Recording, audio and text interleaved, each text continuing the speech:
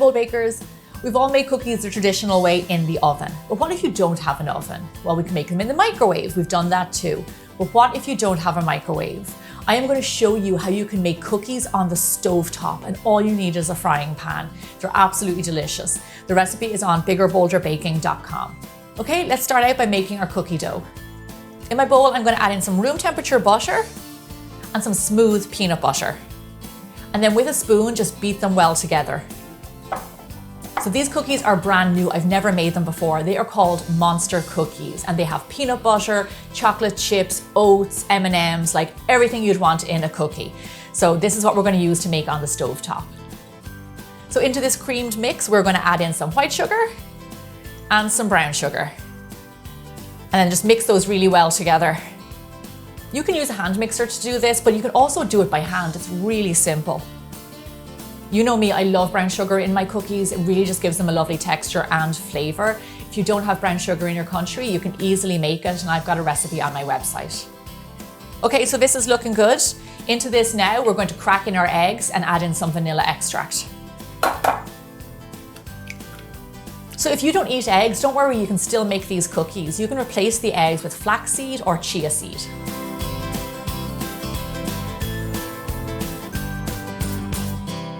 Okay, so this is looking good. Now we're going to add in our dry ingredients to this. So go in with your oats, your salt, and your baking soda. And then just mix to form your dough. This is a nice soft dough, it's easy to work with. Okay, last but not least, the treasures in our cookies. I'm going to add in M&Ms because they are my favorite candy. And I'm going to add in some chocolate chips.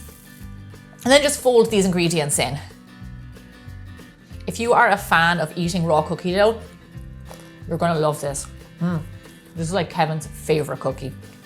Okay, so the dough is a little bit soft. What I like to do with all of my cookie doughs, pop it into the fridge for around an hour, let it firm up, and then it'll be really easy to scoop.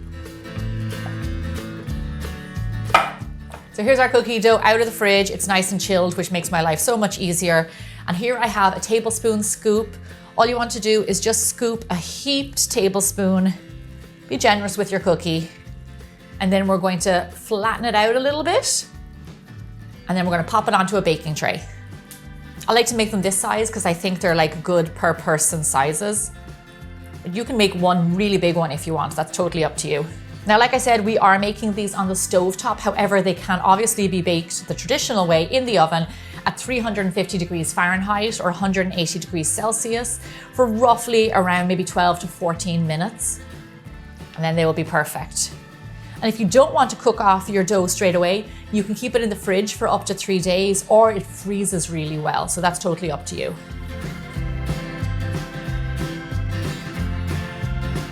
So these are our cookies. Now let's talk about how we're going to cook them. So here I have a non-stick heavy bottomed saucepan. That's really important for these cookies. It'll make your life so much easier. Just make sure that it's good quality and it'll work way better. So I'm going to put my pan on kind of a medium-sized burner, and I'm going to turn it down really low. You don't want it too high. If it gets too high, your cookies, they burn and it doesn't work out. So just make sure it's kind of controlled heat. I'm just going to leave this pan here for around 5 minutes or so. Let it heat up before we add on our cookie dough. So it's been a few minutes. Our pan is a lovely steady heat all over. So now this is the perfect time to gently place in your cookies.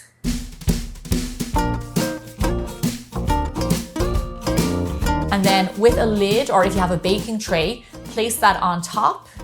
And they are going to cook steadily away there for roughly 15-20 minutes. It really depends on the temperature of your oven. So now here's the key about cooking these. You might think that maybe they're not moving as fast and it's going kind of slow. Do not crank up that heat thinking that you're going to cook your cookies faster, because all you're going to do is burn them. So just hold your nerve, just slowly wait for them. It's going to take a few minutes, but honestly, you'll get a nice golden brown color on the bottom. They'll be totally cooked and they'll be perfect and crisp.